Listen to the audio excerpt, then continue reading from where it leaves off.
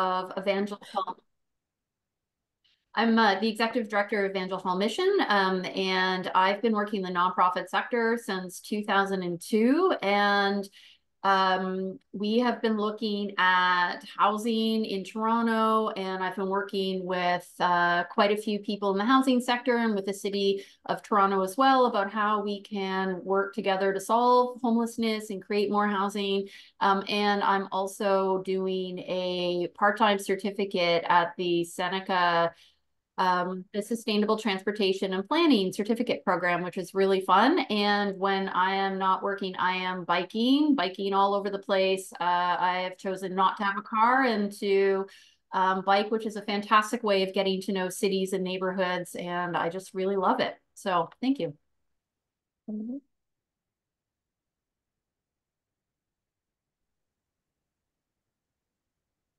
Okay. As introduction, why are we having this meeting and why are we looking at buildings? Those of you who have followed on some of our other webinars about risk management and risk assessments will know that buildings are important stewardship that we have both as congregation members and leaders. They are legacies from past generations. Once they are gone, they are difficult to get back. And we also recognize the role that they have played in colonial history and the potential they could play in healing and reconciliation work, and particularly the role that they play in mission and ministry. Your building should be enhancing and helping you participate in God's mission. And if it's not doing that, or if there's better ways it can do that, or be more effective and efficient, that's what we want to help you explore. We're reminded, and I don't think I have to tell you this, but just to remind us, buildings are a place where we gather to worship, we grow and learn together, do Bible studies. They tell very much of God's faith and of the character of God and the experience of faith. It's where milestones happen, contains many memories and stories and history. And for this reason, we know that there can be a lot of emotional attachment to the buildings and that are in our communities. And so we're very aware of that as we approach this work. We also know that the buildings are often a place where the broader community may gather. More and more churches are being used for community events and gatherings. There's sometimes a space where other nonprofits may find affordable rent, particularly in urban centers where rent can be extraordinary and out of reach. And they have provided places of sanctuary for people over the years. But buildings come with a number of challenges as well, and I think it's good for us to be aware of this, that they're expensive, they take a lot of time and money to run and maintain. It can be difficult sometimes to adapt the building to changing needs, particularly some of our large historical buildings, and they may not be serving the community in the best way.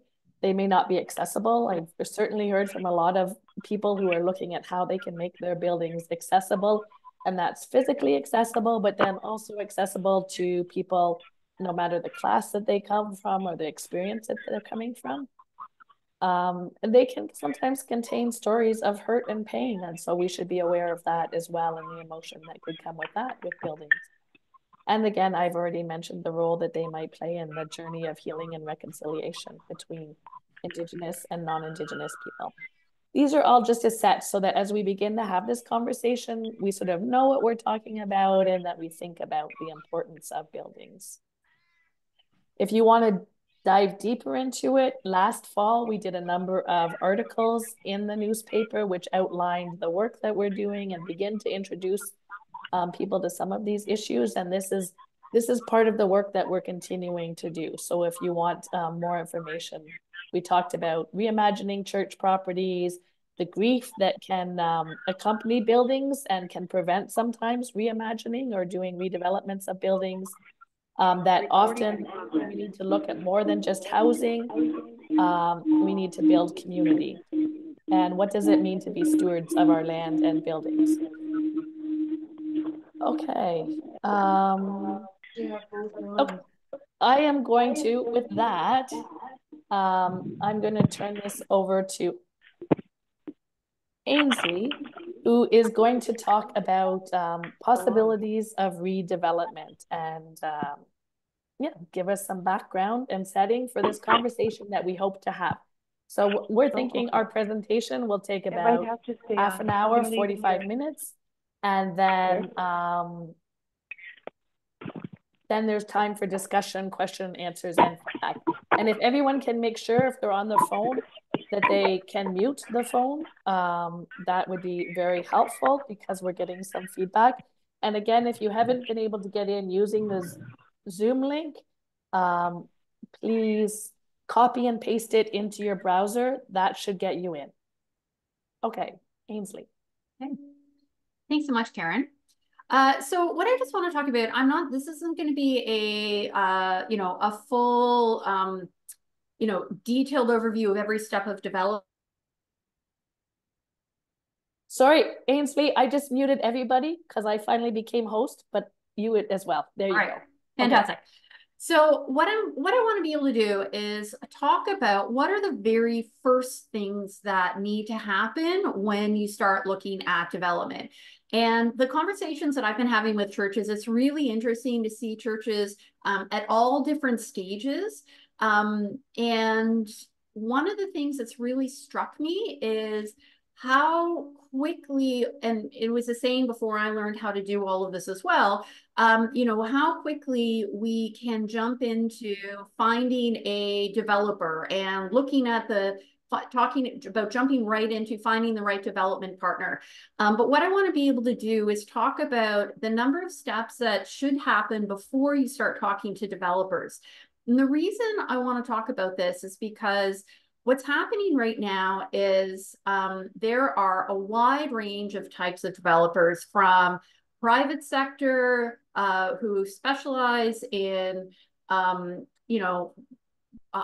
big revenue generating projects, all the way to the other end where you have nonprofit developers who specialize in developing sites with a social purpose, and everybody in between.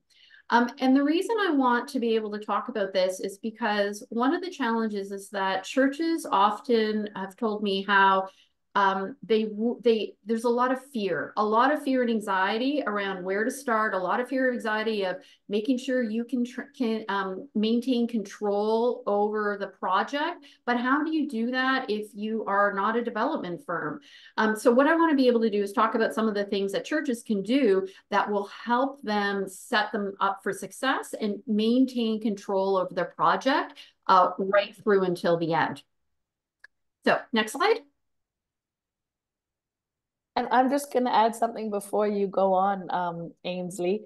We are talking about congregations. So in most cases, we're thinking of congregations who are healthy and want and looking at developing their property.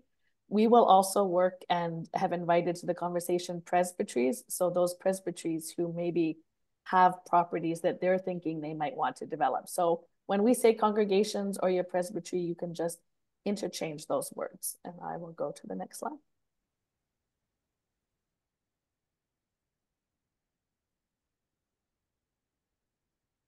Thanks, Kara.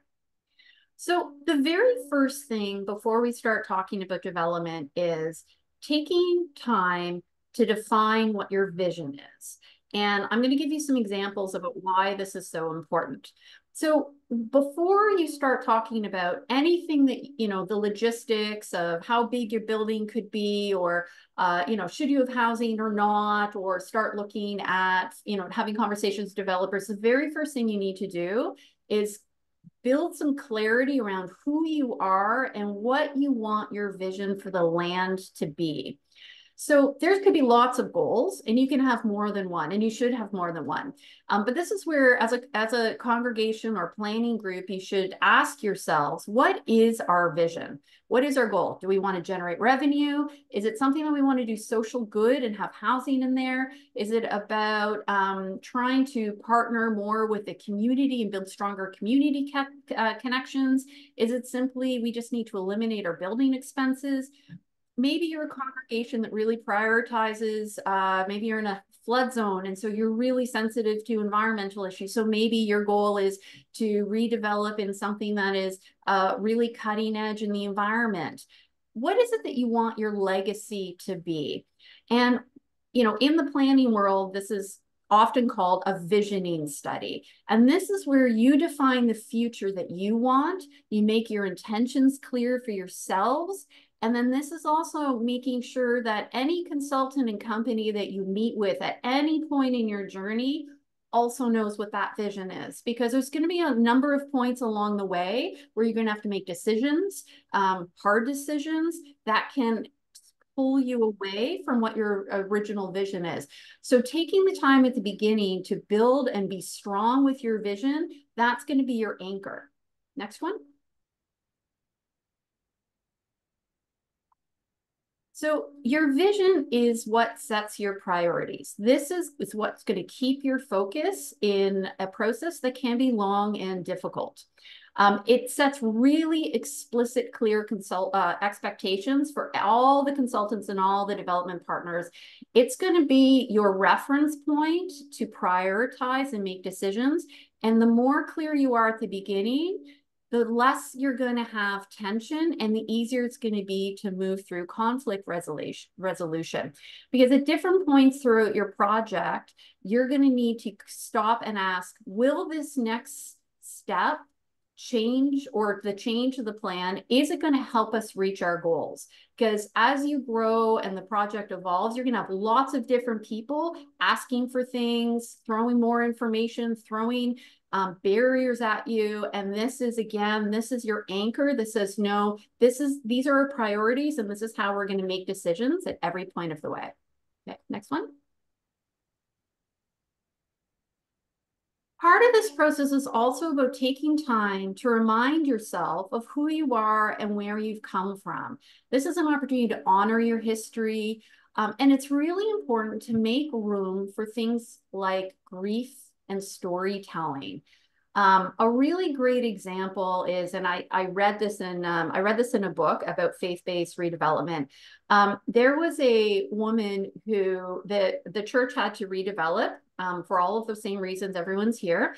And one of the things that happened is they were talking about their history. And one woman said, when I was a young widow, I could have landed into serious poverty, and she started to fall into poverty, and the church helped her, and they helped her lift her up, and she had really changed the full trajectory of her life. And what she did at some point in the church's history, or over time, was she helped fundraise to put stained glass windows in. And that was her way of thanking the church and giving back to the church for what they had given to her. And that was a very powerful moment for her to be able to do that. Now, the development in the future of church wasn't necessarily going to be able to keep those windows, or maybe they were able to redevelop. I don't remember what they did with the windows. But the point of being able to talk about that history and talk about what aspects of the physical building meant is really important, because we need to celebrate and honor all of the people and all of the work that created this physical building. This is also an opportunity to be able to talk about what is a must-have versus what is a nice-to-have, because your project's not going to be able to have everything. But that's where you can start sort of saying, throw it all in. Like, let's throw in all the different types of goals. Like, we would love to keep the stained windows. So one of the things where you can sort of start thinking about is keeping the stained windows. Is it a must-have or is it a nice-to-have? And what could we do with these stained glass windows? The other question is, what does your community need? And this is, churches are part of communities, and there's a whole world happening around. And some churches are really connected to communities, and others over time have lost some of that connection. But it's really important to find out what the community around you needs. And the beautiful thing about all of this is you can hire an expert to do this. There are people in development, in urban planning, all sorts of people. Architects can do it. There's tons and tons of different people and companies that can do this work. So what you would do is you would put out an RFP and say, we're a congregation, we want to redevelop. We'd like someone to sit down with us and do visioning. And they're someone who's they're experts in group facilitation, having someone who also really has a good value alignment with you would make sure there's time to hear these stories, to hear the stories of, well, the garden bulbs that come up, my grandmother brought them back from when she, came over from Europe and in this year, and these are where our plants come from. And I think being able to talk about this rich history and go through, for some people, it will be a grieving process. It's really important. And having someone who can help facilitate these discussions will really, really be helpful. This isn't something you need to do on your own. And really good urban planners or a really good facilitator can give a space for that and honor the stories that are being shared. The other benefit of having an expert is when they're trained in this, they can also remain neutral and objective when emotions run high, because some of this can be very difficult. It can be very difficult for someone to say, but I built this or I fundraised for this. I don't want to see it go. And you can have really strong emotions and a lot of fear and anxiety. And someone who has a good value alignment and trained can move through these conversations with a sense of peace and calmness and support. They also bring someone for the outside is they don't have skin in the game. They're just here to listen and provide you with an outcome that you can use. They also know what you absolutely have to agree on in this stage and how to write it up, so they can walk you through the whole process. They're also someone who can help you figure out the must-haves from the nice-to-haves very early on. So having someone come in from the outside is incredibly valuable, takes a lot of pressure off, and they will provide you with a detailed report that you can then use and give to every single consultant and committee member and volunteer and advisor that you have for the whole length of your project. Okay, next one.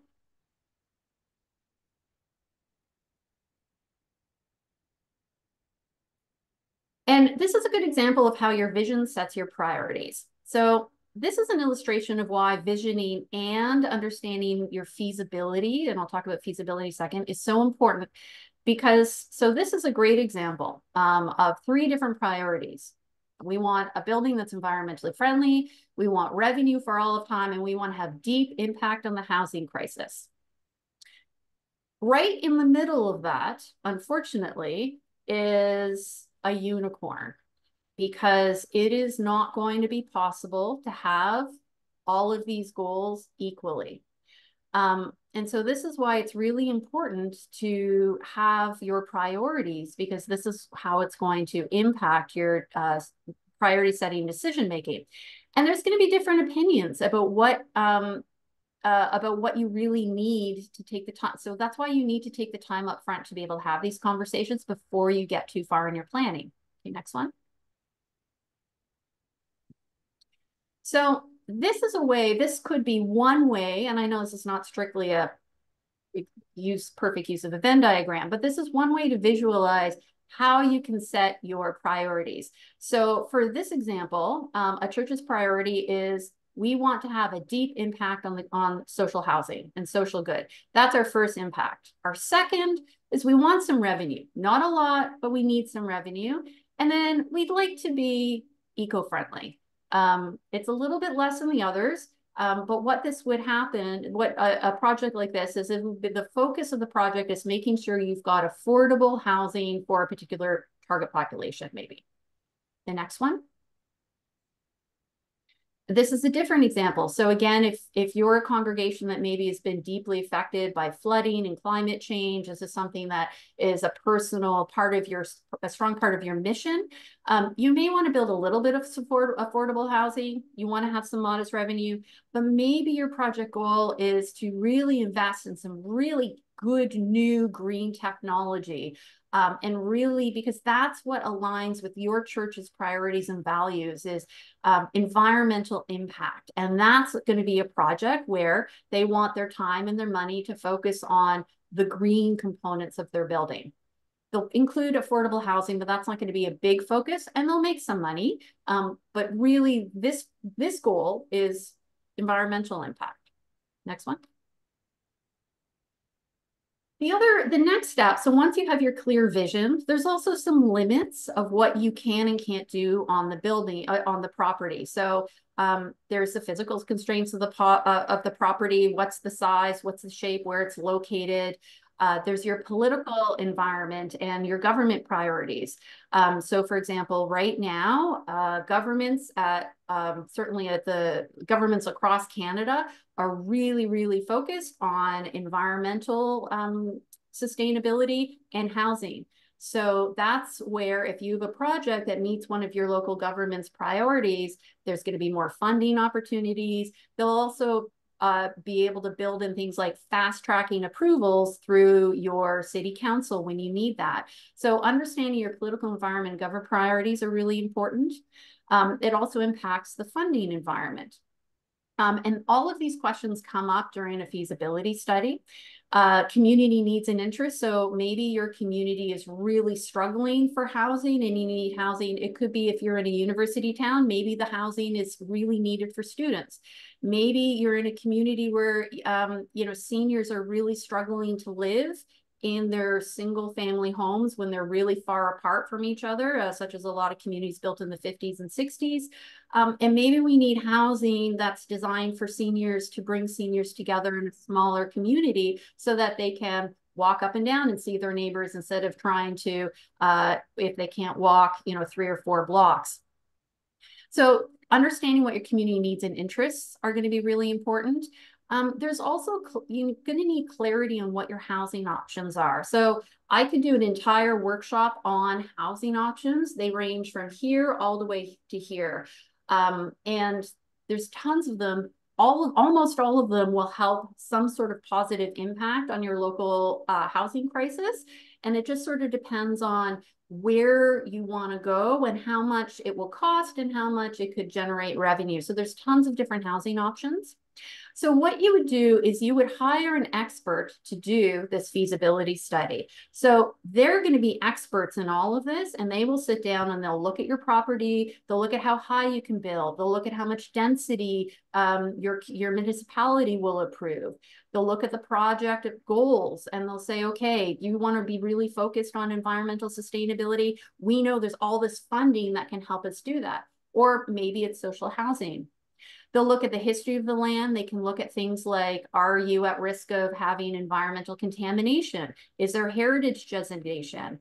They'll also look at how much it would cost to build and look at different scenarios and where you can get funding for all of this. So for example, buildings that have 30% affordable, and we're not talking deeply affordable. Affordable is more someone in a $60,000 to $80,000 family income range. If you have 30% of those units, that could apply, you could qualify for a whole bunch of extra funding that can help you build the project. They'll look at the community needs. Maybe the local library is looking for space and they want to have a building partner. It could be a tenant in your building. And then, like I said, there's a huge wide range of types of housing. Some can be fantastic sources of revenue, but they won't really help the housing crisis. But then there's others that can't, and there's some models that can do both. So there are tons of firms and companies that can do this. So folks who do feasibility studies and folks who do visioning, I have a running list of people that I've screened not for skill, but for value fit. So that's something that I spend a lot of time is when I meet with developers and urban planners and architects, is I check to see if I feel like their values are in alignment with the values of a church, and would I feel comfortable recommending them to apply for an RFP? Because again, we want someone who is a value fit and not someone who's going to push their own agenda. Next slide.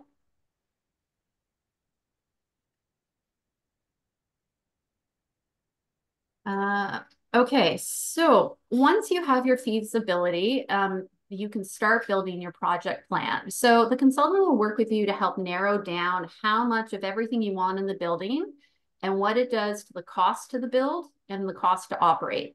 For example, a project with more rent will bring in more revenue, whereas a project geared more towards affordable housing will bring in a bit less revenue.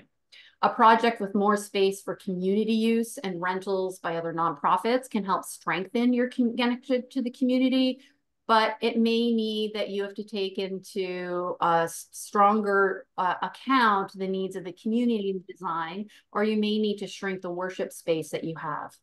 The very first budget that you'll get will outline all the places that can contribute funding, including the grants, loans, fees that are waived by your municipality.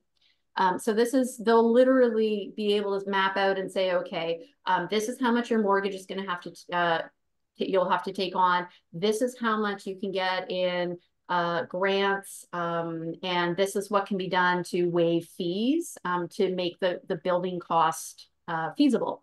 The second budget is your operating budget. So this will tell you how much it's going to cost to run the building and pay back all your loans and mortgages over 30 to 40 years. And this is why your visioning is important, because your visioning is going to have a direct impact on the cost and the viability of the project, and you're going to need to return to it over and over. Next slide. The other benefit of seed funding, or so the feasibility study, is it helps secure your seed funding. So a feasibility study and visioning, they can range from between $15,000 to $40,000. But what you get at the end is you get sort of the general guidelines to say, yes, we high level are likely to be able to build say a 5-story building with this many units, more or less, this much community space, more or less. It seems that it's going to be more or less feasible. And then what you do is you take all that data on that report that you get, and you can use it to apply for what's called seed funding. And this is usually through the CMHC, but there's other places you can get it as well. And that seed funding actually starts paying for all the other work that has to actually determine how to make this possible. So these are your environmental studies. You know, can the ground underneath actually handle 4 to 6 stories? The design, what does the design look like? Another thing is engaging the community. We all know that if communities can be very vocal if they feel like they're not part of the planning or decision making about something that might impact them. So a housing project or something that may impact traffic flow or parking on the street. A lot of these companies, you hire a company to actually properly engage a community. You don't have to do that yourself. So that's someone who can do all that work for you, and they're really experienced and know how to frame and who to talk to and who to get support from. They'll need your help for that, but you can get someone to do that work for you. They'll also know about government relationships. They're going to know what your city councilor will and will not support and how to get them on side. They'll know if there's an MPP at the provincial level or an MLA at the provincial level who could be helpful or who could set up roadblocks, and how do you plan for that? Really what they're going to do is help you make a go or no-go decision. So you've got your feasibility, you generally know what you can and can't do on your land, and then this is going to help you move it to the next stage. And you're not married to this building, you're not married to the project, but it's just the next stage to be able to say, this is how much it's going to cost, and are we going to be able to pull it off? It will also help secure development partners. And again, development partners really should only be brought in once you're very clear, because if you want a development partner who is aligned with your vision. So let's say you want to focus on environmental sustainability, obviously you want a development partner that reflects that. If you want a project that has a strong social good component, you're going to want a developer that has experience in that type of work. So that's why all of these projects are really important. Next slide. So once you have your advisory committee, what's the role? The role is to be the keeper of your vision and priorities. They're there to find the external experts. They're there to keep the congregation up to date on what's happening. And there's also going to be liaising with the national office and with Presbytery on a whole number of different issues. But this committee's role is to really make sure that the vision priorities are informed by the congregation, that they're clear, and that this is how you're going to make decisions in the future. They are going to make sure that the consultants and developers you hire understand and reflect the vision priorities. And They want to, so they're really the keepers of this. Next one. So a committee that is really helpful is a committee of people who are connected to the congregation and have the ear and have understand what the congregation is valuing and wants to see out of the project. There are also people who can help bring members along because some members are going to struggle with the idea of such significant change. And some of them will try, whether they mean to or not, they will end up putting blocks and slow things down. So you want committee members who can work with them and bring them along, take them out for coffee, have conversations with them. You want to be able to bridge connections with the community and local agencies. Like I said, if maybe there's a community center or a library that need, or a health center that needs more space, they're going to be, you need someone who knows what the community is needing and wanting. Make sure that the vision is being reflected at every stage of the project. And so if you agree you want to do social housing, and then all of a sudden you start feeling like the developer is reducing the number of affordable units, that's something where you need to sit back and say, no, does this change match our original vision? Being really good listeners, keeping the congregation motivated, because it can take a long time and it can be boring, it can be frustrating, it can be disheartening. And so being the cheerleaders is going to be really important. People who have trust from the community, get them excited. Time and energy. This does take a lot of time and a lot of energy. And this is a 5 to 10 year commitment, not a 1 to 2 year commitment. And they can come from another congregation, or they can even come from the community. They don't need to come from your congregation or your membership. Next one. Things that are not helpful or not needed. You can have people with histories or with experiences in the industries, architecture, development, that can be helpful, but you don't have to, because the committee is not there to do the work of hired experts. The committee is there to figure out what we need, find the experts, help get the funding, and make sure experts are doing the work. So all of these roles, real estate, construction, architecture, all of that, it can be done and will be done by professionals at each stage. So you don't have to be an expert in any of that. You want to focus on your ministry, and churches are not expected to be developers in this. And there's lots of supports that we can provide to help with that, starting with helping you find the experts you need. So Karen, can I pass this on to you now? Yes.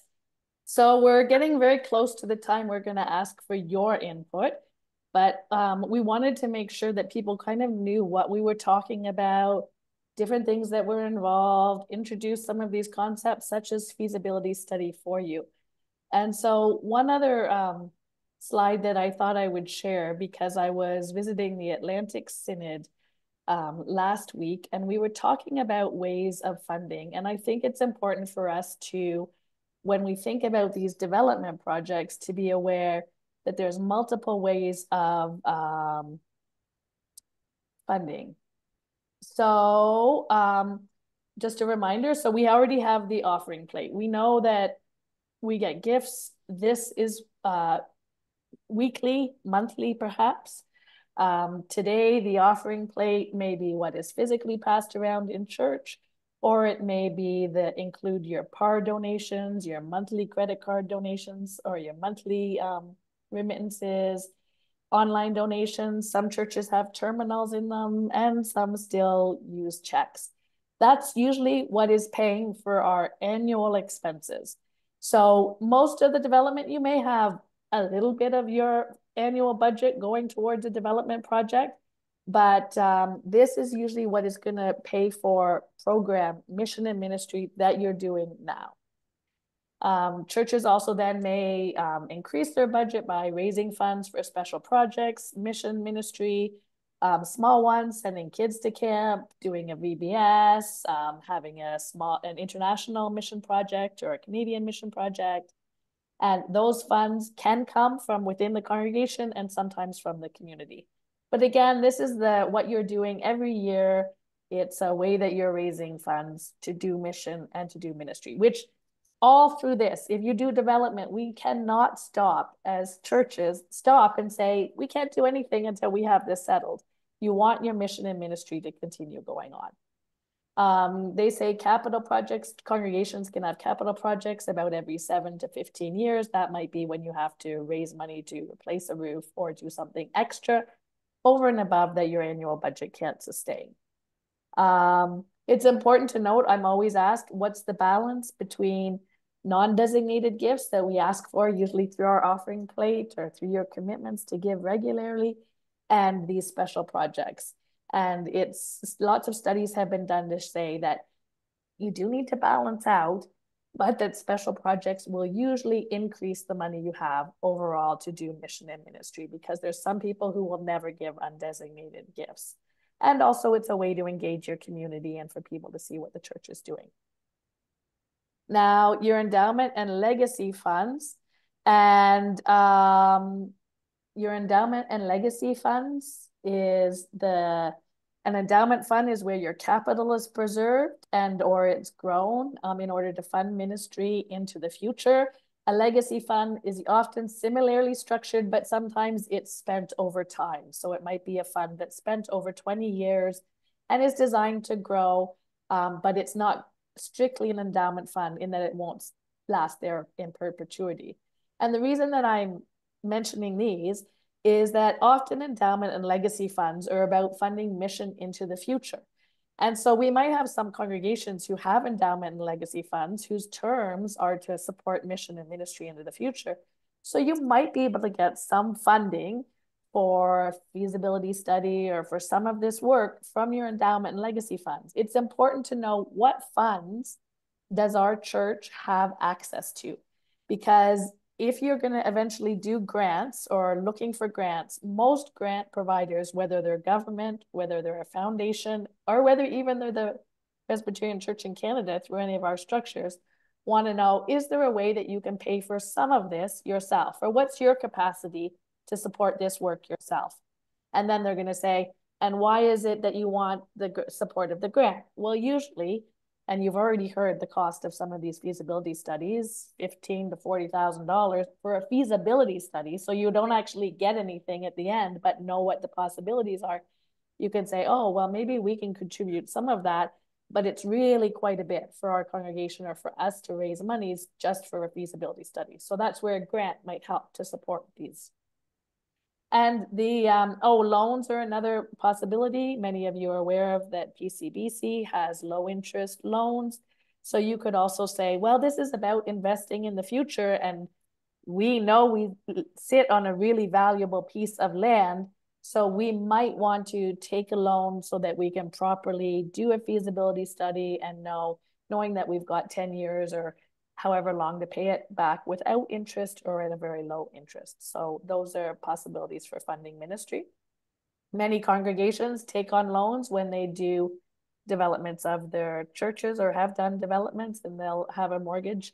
But it's important, again, to know the plan, the strategy, what's the capacity of the church to pay those funds back, because otherwise they can become a real albatross around your neck as well. And finally, more and more congregations are looking into shared expenses partnerships, whether that's with other congregations, other denominations. We're seeing ecumenical shared ministries come together and use the same facilities, or we're seeing different denominations or the same denominations, but different congregations using the same buildings. There also can be partnerships with other nonprofit agencies. So there might be a housing agency. If you were looking at saying, no, affordable housing is really important to us, that's what we'd like, that's a legacy we'd like our church to leave or to serve the community, you might be able to find another nonprofit who's really experienced in this, and you could walk alongside each other. Or if you're looking at developing your church so that it could serve a variety of nonprofits and space for a variety of activities to go on, you might be able to partner with some of them. They may have access to other resources that you as a congregation don't have access to. So this is just sort of to keep in your mind that funding will probably come from diverse sources, and it won't be dependent just all on one. Okay, I'm going to go to the next slide. So, for our conversation, and this is all for conversation, we have been brainstorming how the PCC might help. But we don't have, right now, we're still in the process of gathering information together so that we can make some proposals to the Life and Mission Agency and the Assembly Council. That said, there have been numerous groups at the PCC who've been talking about this and say this is a priority. We know the number of churches that are closing or may face closure in the next 5 to 10 years. Our building survey showed us that there was, about 30% of church congregations who were interested in doing some type of development on their land or with their buildings. So we're exploring now what's the possibility, what will help congregations in terms of grants. And we have said, well, we could see grants being provided for visioning activities, feasibility studies, to hire experts to write seed fundings, and to help experts as an early part of the pre-development work. Some of this is, we also know we could provide a lot of grant funds and only have a few projects that actually come to completion. So they also can be, we're talking, these are serious funds, big funds. So we're trying to balance how can we invest and support local congregations and presbyteries, and how can we do this? So this is part of the conversation that is going on. And we're hoping that you will share your stories and your needs with us. What is it you're considering? So we really have a complete view of needs out there. We've also, we have now contracted, this is the announcement, first time I'm making this announcement, but we've contracted Evangel Hall to second up to 40% of Ainsley's time to work with and walk with congregations. So those of you a few of you have already contacted the national office and said, we're at the the point, we're just about to start our visioning exercises. We're interested in doing a feasibility study.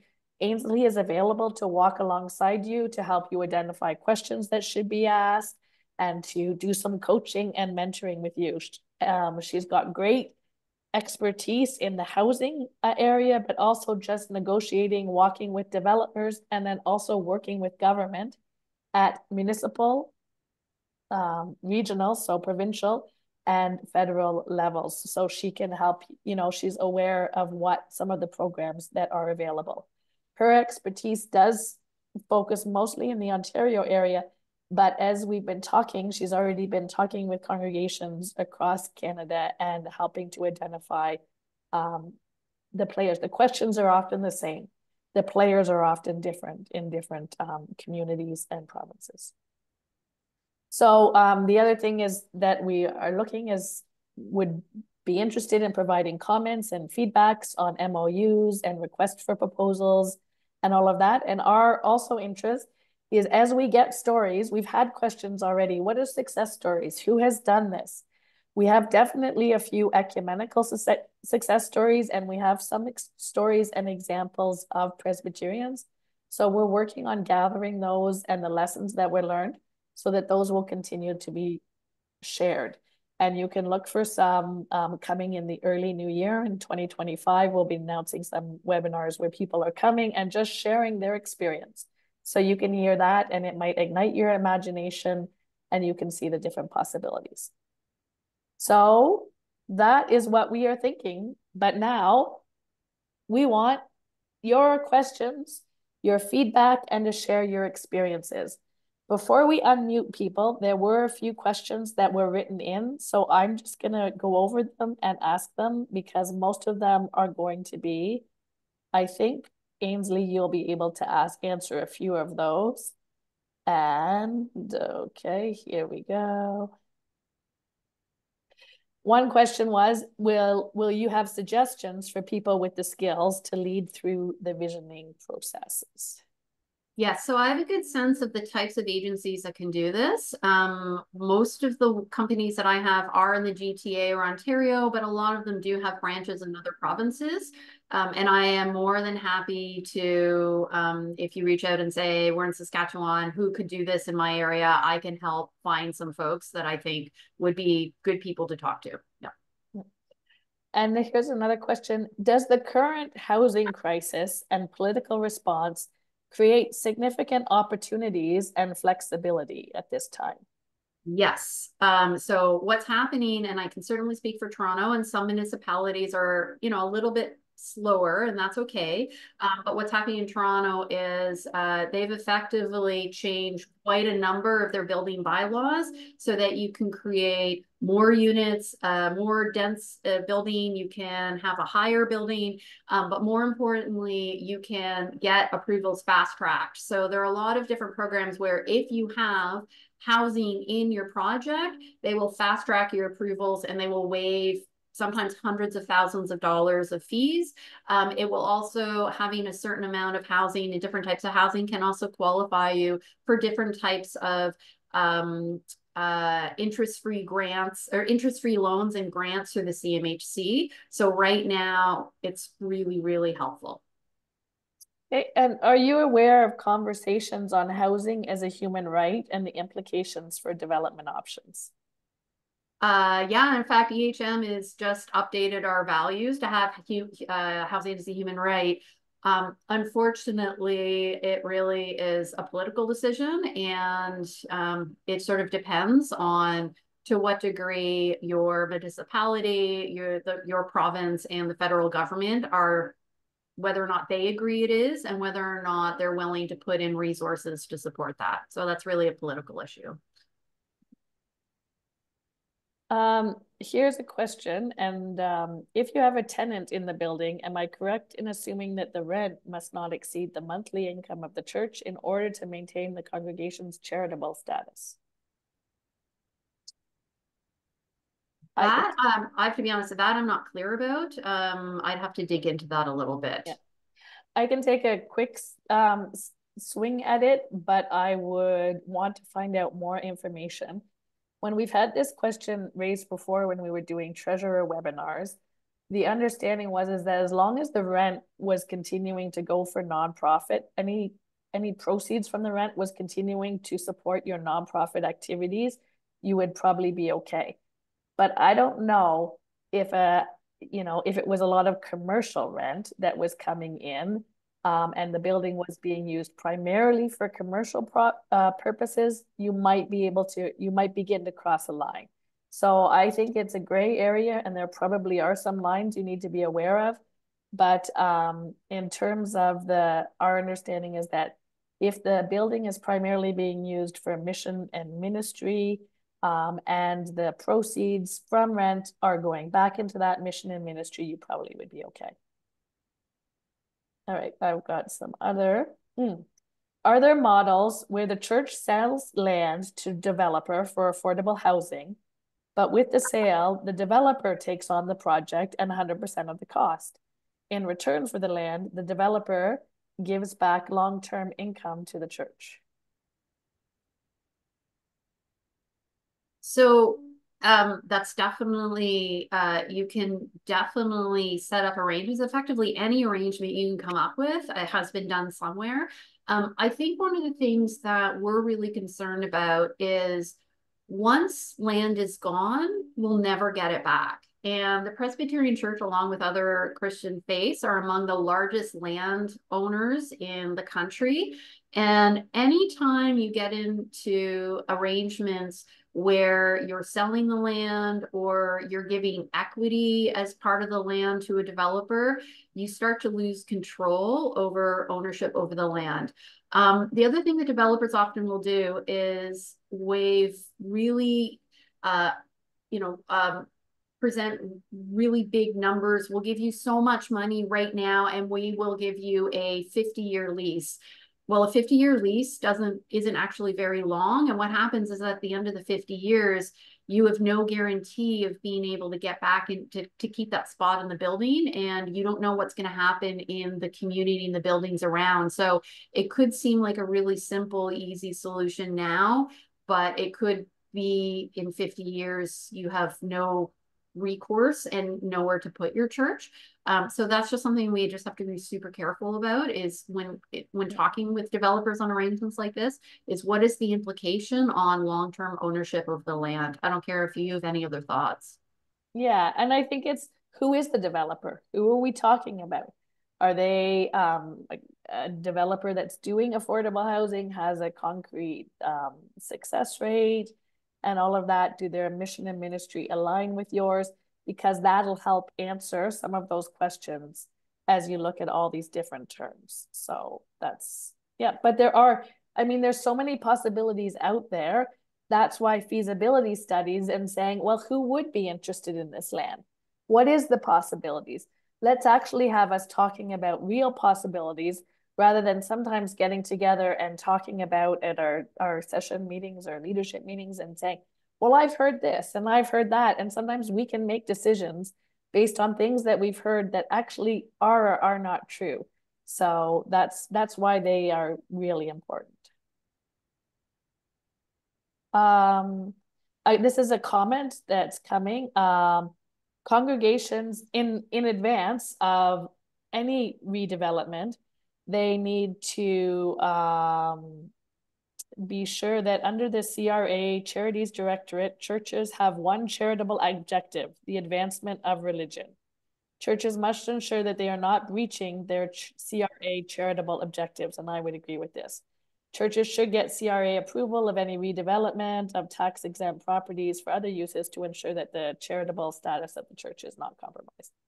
I think that's good advice. Absolutely. So thank you. Congregations considering redevelopment should review their bylaws and objectives. Yes, to ensure that any redevelopment aligns with their bylaws, internal objectives. Many redevelopment opportunities may be outside the scope of the church bylaws or internal objectives. Absolutely. This is why we are saying you need to start with the vision. You need to allow the vision to drive you and not, and when we say vision, we mean the vision of the church, which is participating in God's mission. And that's, I think, how we would define it, which then becomes quite broad in terms of serving the community and all of that. But I think we're not churches in it to make money. We're not here to make money and build up big pots of money in our bank accounts so that our congregation can continue to exist. We're here to steward these resources so that they're continuing to participate in God's mission. So that's great advice coming from Grace Calgary. We have a comment. These issues are important to think about, but can successfully addressed with legal help. A housing society is often part of this solution. Do you have any comments on that, Ainsley? I think I'm not totally clear what it's specifically referring to. Yeah. Something like, I mean, you definitely need legal help along the way. I think, yeah, and I'm not really sure what's meant by a housing society. I think, sorry, I think I'm not sure what the question's referring to. Yeah, yeah. I'm not sure which one, but I think, yeah, you can consult legal help. I don't think you definitely often don't start with legal help. But again, the feasibility study is going to look at all of these different things, the legal implications, the charitable status, that they're going to only propose things that fit with the church and fit with the community and look at all of those different aspects. Dale has a comment that the Canadian Council of Christian Charities is a good resource to pursue questions around charity status and redevelopment. And yep, and there's St. Paul's Presbyterian Church and Mission is selling some property to a developer, and the development is wholly responsible for all costs. So it's just an observation. If people interested in that model could touch base with them. The important thing is that there are a lot of models. And so again, models aren't necessarily applicable across communities. So that's why we're suggesting a feasibility studies.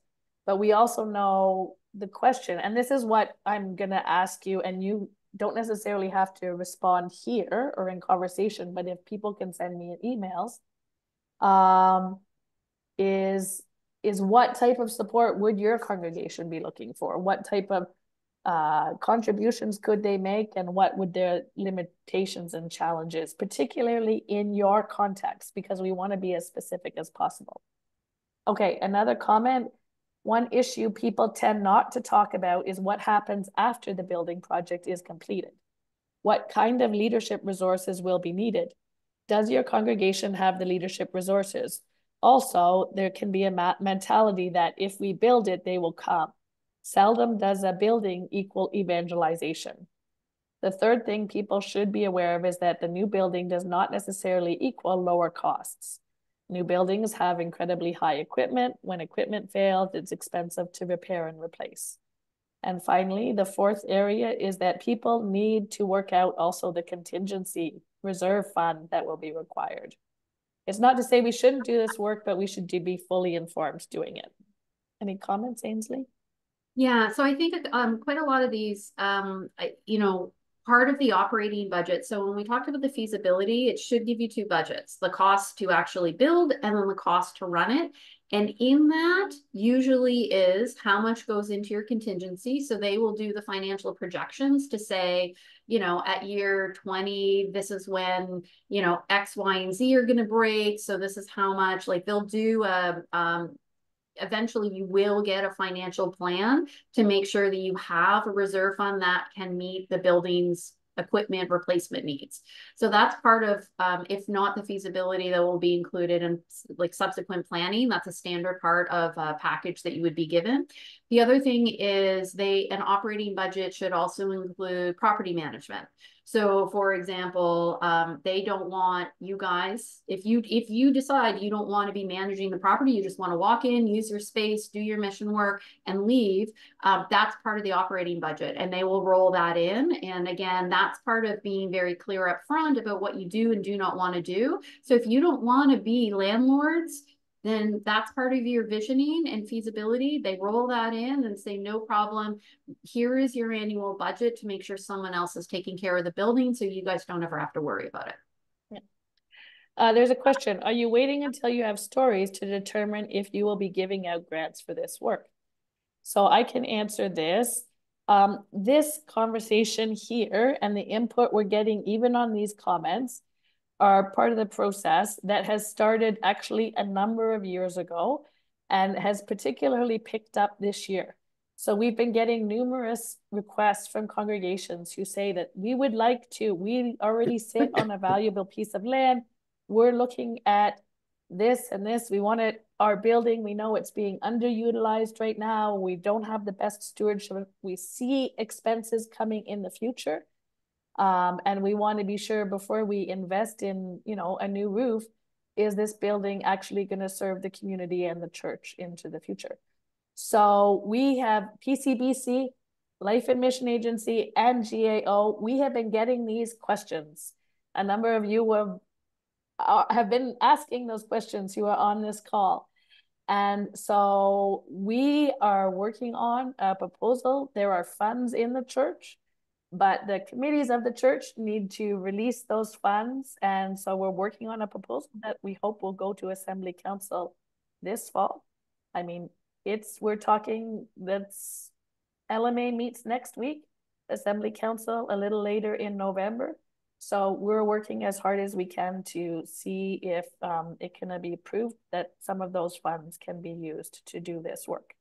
So this is the life of the church where we gather input, we gather information, we gather the need. And then we're hoping though that we actually would start with some grants and with some pilot projects. And then as we go on and as we learn what's successful, what's not successful, should grants be paid back? How exactly should these be written in? What contribution is realistic from congregations? This is all the type of thing that we're taking and we're seeing what we can do. But all of this, anything to do with redevelopment or development, is a long process. Like, you're going to be in it for the long haul. Talk to any congregations who have done this. So yeah, we're sort of moving as fast as we can, and having this conversation is part of the process. Okay. A comment for those interested in some of the latest research on religious demographics in Canada. The latest issue of the journal Post-Christendom Studies is worth considering for McMaster Divinity School. I will put some of those resources and links when we're going to be getting this recording cleaned up and then posted on our website, and the link sent out to congregations. And in that, I'll include some of these resources and some of the points that were made so that people don't have to write all that down or get the link. A good book recommended is Mark Elsden's Gone for Good, written by a Presbyterian minister in the US who has an MBA. Yes, that is one of the books that we also are looking at and is helping to guide some of this work. Here's a question. We don't have any property to develop, but we would like to renovate our annex, which currently serves 11 community nonprofit organizations. This would be a redevelopment project with redesigning the floor plan and having high-tech service available. Would this project qualify for a grant or loan from the PCC? So because we're just working on the terms of the grants or loans, we don't know at this point, but I'm going to take that example and say that that's one of the examples. And so we can add that to our list. We have a growing list of the types of projects that people are looking at. I think most of them are going to be ones where we're going to have to answer because we could provide all. I mean, most churches, if we provide the grant, would say, yes, we can find a good way to use it. We're going to have to be strategic in where the congregations are, what's the vision, what's the capacity the congregation has, what interest, there'll be a lot of different questions. So we can say, what's the best way to invest these monies? Because the monies are coming that we're looking at are coming from people who have made legacy gifts to the church or from congregations that have existed beforehand. Okay.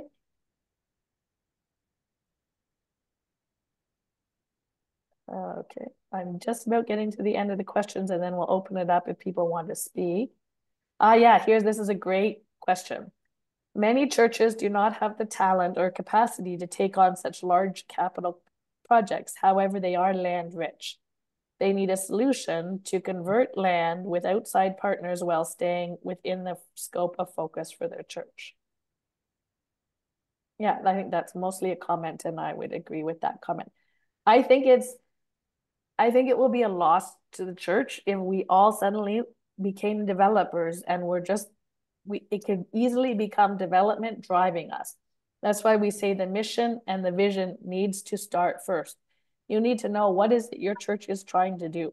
Some cases, maybe many cases, we do need to sell buildings and say, let's reinvest this money into serving the community, into reaching, participating into God's mission. There'll be lots of those scenarios. There may be others where it's like, wow, this is a really unique, valuable piece of land that it's strategic for us to hang on to.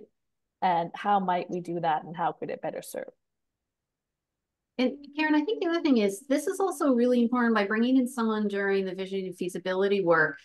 Part of that is to have a discussion about what is your capacity. And if you say, look, we're down to 3 people, we don't have any time, what can we do here? That's something that they can take into account. It also depends on the complexity of the proposed project. It could be that the project is going to require years of negotiation with different partners and the church could just say, you know what, to make this work, it's going to be too much. But that's really the importance of the feasibility portion, is to be able to talk about what you do and don't have the capacity for. And that's where they can also advise and say, you know what, these 3 things you're worried about, you don't even have to worry about them because we are going to outsource that. You don't even have to put it on your radar. Someone else will take care of that and you don't have to worry about it. And I think that's really critical about, and again, the feasibility and visioning, that's also a way where you can test, because lots of people can do the feasibility and visioning and not do the development. You can be separate. I think one of the things of the nice thing about contracting that out and paying for that means they're going to give you the product that you want, not a product that they are going to hopefully benefit from. So that's one of the benefits of paying clean and clear, because you are contracting someone to deliver something that works for you, rather than just having a developer say, we'll do this for free, but there's going to be something in it for us. And I think that's also, again, that's also why it's really important for me to be screening for folks who have value fit, because they'll be very honest with you about whether, they may sit down and say, this is a great piece of land. but it's going to take more than what you guys can do. So let's have a conversation about what our other options are. And so that's why bringing in an expert at the feasibility stage is so helpful. Yeah. Yeah. This is a comment. If the PCC does funding, visioning, or does fund visioning or feasibility studies, we will have to be aware that a certain percentage of the projects will not go ahead. They do not match the values or vision of the congregation, or they are not feasible. However, that kind of seed grant is crucial for projects that will eventually get built. Don't be afraid to invest in dreaming for the future.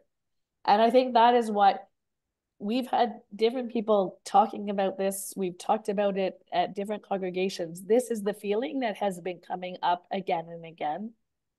It's like, we want to invest in the future. Are there ways that we can do it wisely? Are there ways we can learn from each other? And are there ways that can be more strategic? People must keep writing these messages because it says there, I think churches need to consider a long-term commitment to managing any nonprofit housing property after it is built by supplying a management board of at least 5 people over a 50-year period. It is a form of outreach, but is required to keep the operating entity fulfilling its mission. Knox Oakville has about 35 years of experience with this. Yeah, and I think again that's something that there are lots of folks that's a great way of partnering with a nonprofit housing provider, that they can provide all of the tenancy management and the church really doesn't have to be involved, because there are a lot of churches that don't have the capacity and don't want to do that. So there's lots of ways. And again, once you start doing the visioning and feasibility, these are the kinds of conversations that you need to have about what you do and do not have the capacity for. Yeah. I'm just watching our time. So, and we're at 1:20. It was interesting because originally we scheduled this call for an hour and a half, and we said, okay, we think we're it, and then we were like, well, that's a lot of time to ask people to participate in the call. But we are taking all of your comments, and anything that's been written down will be gathered.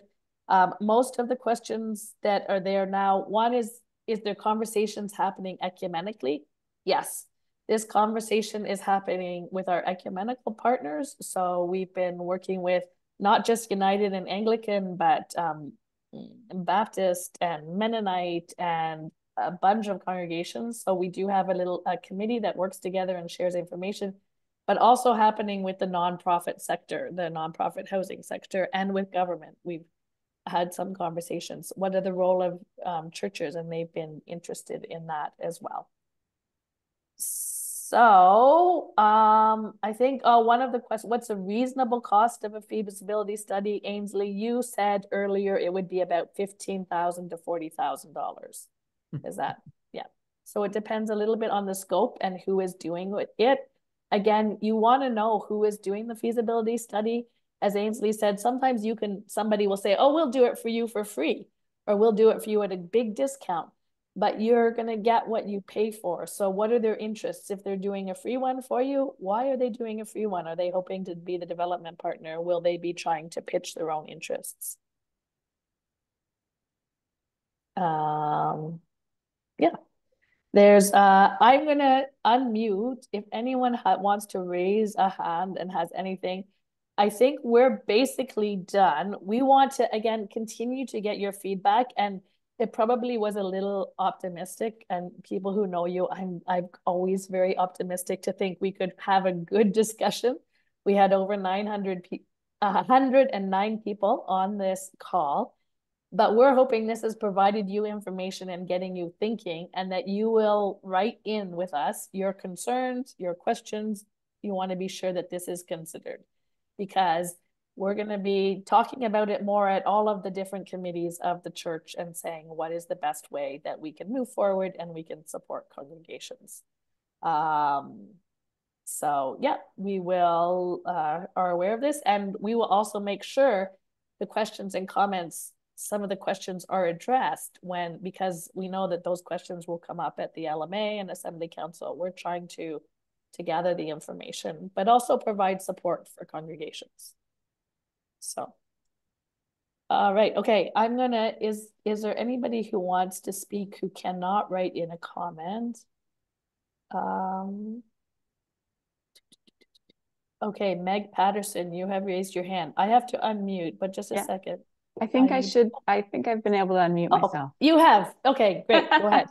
So thank you. I appreciate all this information. One of the things that we haven't talked about, right? Because this is as you said, a 5 to 10 year commitment.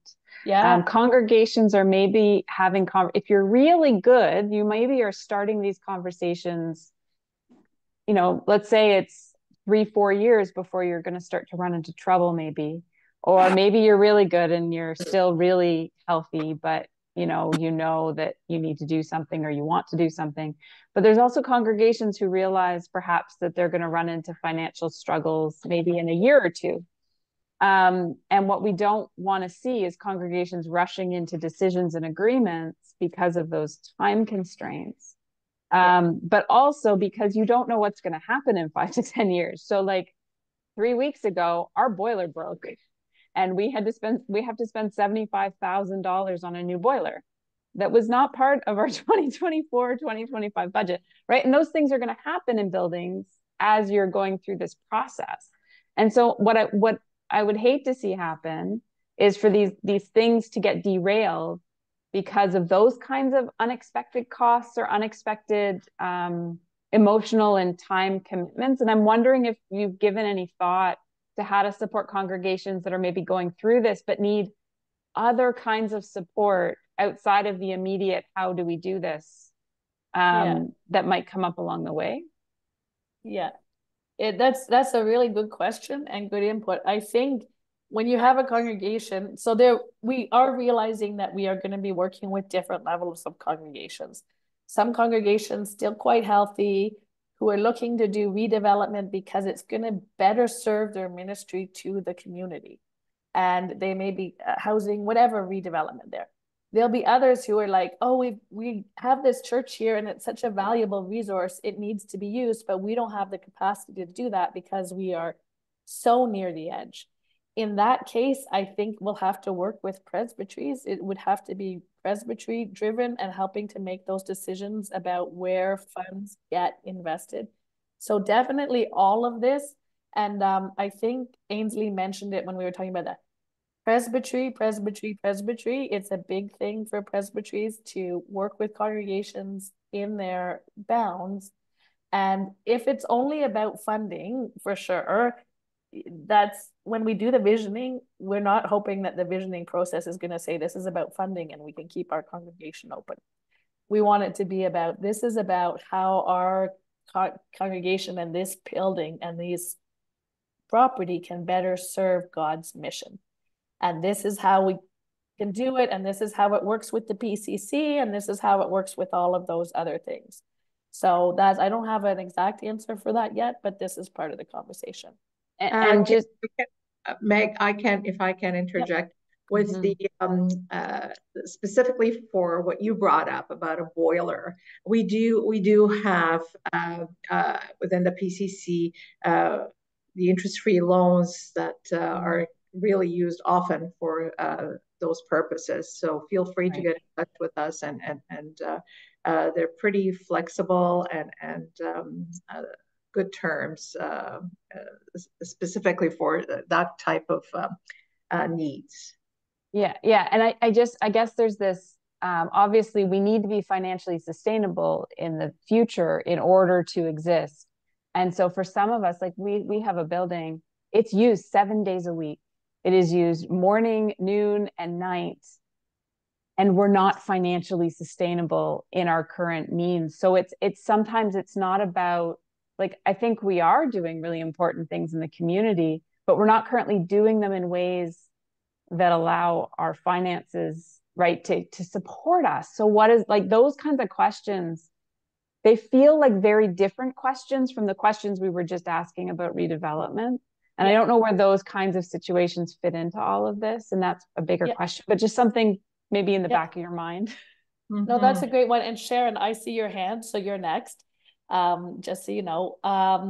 Yeah, so one of the reasons this falls in stewardship is because those are the questions that I can help walk and accompany with congregations. So if you are sort of saying, we have, the building's maxed out, we're doing this, we're doing all of this stuff, talk to me and we can look and see if there are other ways to try and increase the sustainability of this and see if there are any holes. On the other hand, there aren't. It's like with every congregation, there's, unfortunately, we haven't yet found, and now I've been doing this for 18 years in the stewardship land giving, a magic bullet that's going to work for every congregation. But that type of, yes, we have this, how can this fit in? I don't think all churches, I don't think redevelopment is a solution for many of our congregations. Mm-hmm. I think it's a solution for some of our congregations, or it's an idea for some of our congregations. And because it requires so much investment, we'd like to see those be successful. For a lot of our congregations, it's actually looking at the models they're using, how are we funding, and maybe doing some, what do you call it, adaptations or some twists or adjustments there and seeing how we can do that. All right, Sharon? Thank you. Okay. Oh, you were unmuted, Sharon. And Oh, so I now was unmuted. Okay, Yeah. sorry. My question is actually follows exactly what's just been said. We're in a congregation that is on a valuable piece of land in our land. We're renting out too, but we really do not have the congregation, and our sustainability is very questionable right now. Yep. But because of the value of the property, is the next step to go to the presbytery and say, look, we're struggling here and we need your help, and to consider a feasibility study rather than just closing and putting it up for sale. I would say it's always a solution to go to presbytery and share the challenges that you are facing and see if there are roles that presbytery might play. Yeah.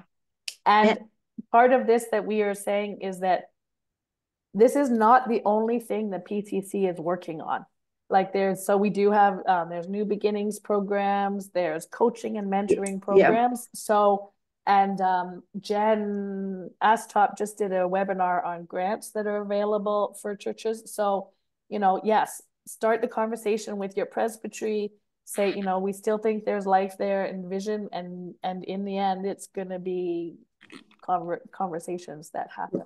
Right. And I just had another quick question. I really enjoyed today's conversation.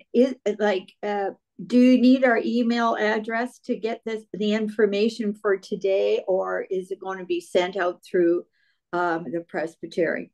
It'll be sent out the same way that I sent out the invitation to this. So we sent it great. to ministers, congregational business emails, clerks, and treasurers. And Perfect. If somebody forwarded it to you, ask that person to forward it to you. It probably will take till Friday or Monday until we have the recording ready. But okay, that's great, because we're having a joint session and board meeting on Tuesday. Okay, great, good. I'm going to try and get it up before the weekend. Thank you. Shalini.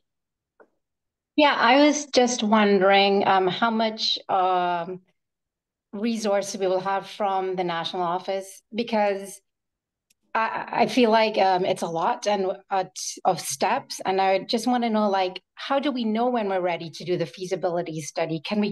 Is there a point person we can turn to? I know you've said you're available and Ainsley is available, but I also know your time is limited and this is not the only thing you're working on.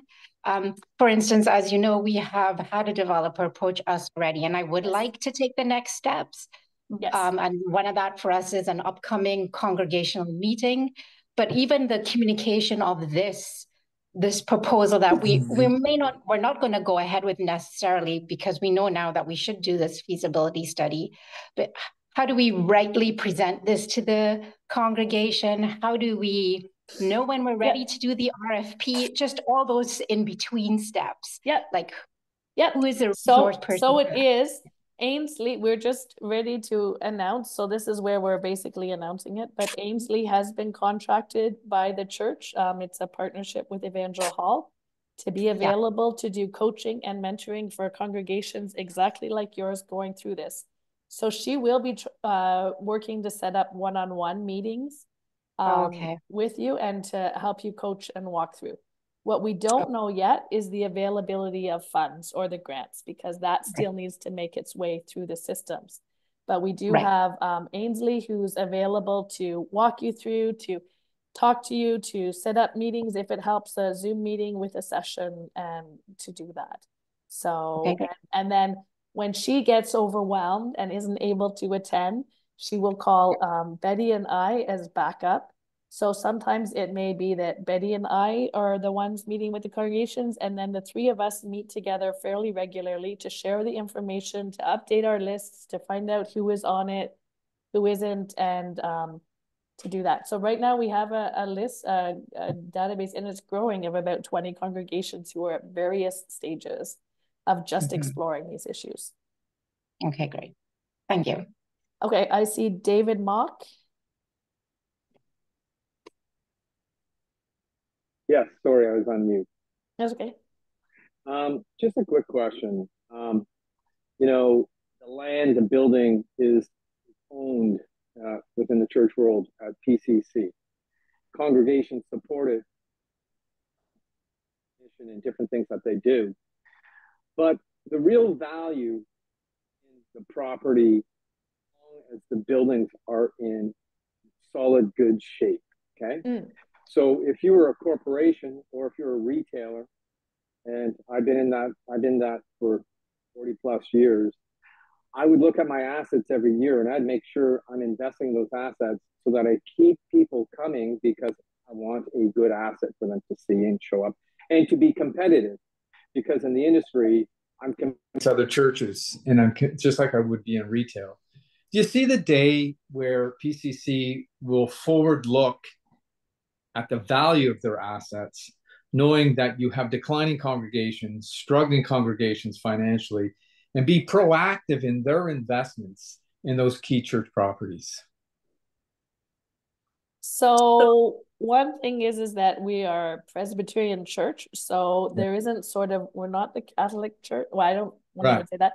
So congregations, as long as they are a healthy congregation, like as long as they're a congregation, is the one guiding the decisions among property, and together with the presbytery, right? So the presbytery and the congregation are the ones who are making those decisions. This right now, the conversation is that we are trying to say, how can we support congregations? I mean, presbyteries who are often also overworked, and some of the congregations who are often, busy trying to do mission and ministry. Is there a role for the national office to support you and to say, how can we together make these decisions and have these conversations? So this is us. We're having them right now. That's why we're having this conversation, is because we certainly have seen the need, and we can say, okay, how can we be strategic? But it's not I don't anticipate it ever being something that is solely, it would never be solely done by the national office, because the presbytery is responsible for the mission and ministry in their range. But we're saying, are there ways we can support the presbytery? Are there ways we can work together? Maybe we have different resources. Maybe we can make different connections. So Ainsley will also be available to talk to presbyteries who are interested in this. We've already had some presbyteries identify that we have a piece of property, a couple even, in our land that we're thinking, it's still within our bounds, but maybe we should be more strategic about that. So that will have to come from there. But that conversation is certainly happening. And I think that will also, in the end, when they say, well, how are we going to prioritize who gets access to the grants, a good case will have to be made for why is it strategic, and why would redevelopment really contribute to mission and ministry? No, I understand that. I just think you have a lot of cases out there today where the asset base is failing and the congregation is not able to be able to support it. And the value of the land and building is incredibly rich to the presbytery today. And if you were in a corporate environment, you would look at that and you wouldn't wait for it to fail and for the congregation to leave. You would put the money to fix it, even though the people there couldn't afford to do it. So that it's to me, it's kind of a step two from what we talked about today, in terms of, a more of a valuation look at property and building versus congregation trying to always figure out how to support it when they can't. I think that's a very good point, Dave, and it's a discussion for another time. Yeah. But perhaps one way of doing it is within our system, empowering presbyteries Yes.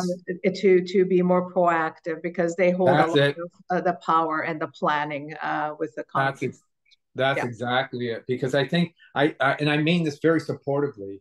I think there are so many great ways to improve things if you are more proactive. Yeah. Sherry. It's sort of to David's comment, but one of the conversations that's happening with the Assembly Council and with a couple of other of the boards is, if there are buildings, congregations who are not viable, and buildings, they close, the congregation closes, instead of rushing to sell those buildings, we're starting to have conversation about, let's hang on to them and determine if presbyteries can use them for something different, something more proactive. And that conversation is happening now, because we recognize that as congregations are not viable, the land or the building is still valuable. So look for some of that conversation to come out in the next few months. Okay, very good. Sharon, you still have your hand up, or are you good? Oh, so where am I here? There we Sorry, go. I'm good. The last questions was perfect. Okay, great. I was going to discuss the same thing. Okay. About failing congregations being on valuable property. Yeah. Thank you. Okay, great. Well, thank you to everybody who came. It's I'm not surprised, because we, when we brainstormed that we would try and take this to the congregations, I'm not surprised by the response or the interest here. And apologies for the problems with the links, and looks like so many of you were able to participate, and we are trying to be proactive in many ways. So, and yeah, yay. Thanks very much. Okay, cheers. Thank you. Bye. Thanks, Bye. everybody.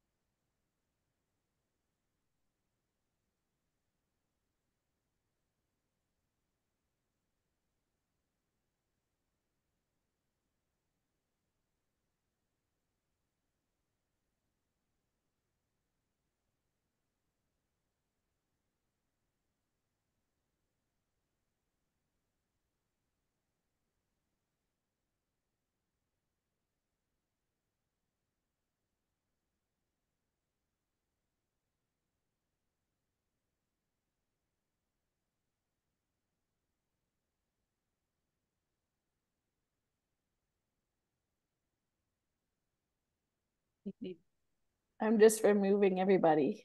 Oh, you're removing them. Great. Yeah. It's just that they also say report to Zoom, and I'm like, no, I don't want them reported. I just want them removed. Okay. There we go. Communications. That's just Kelly, because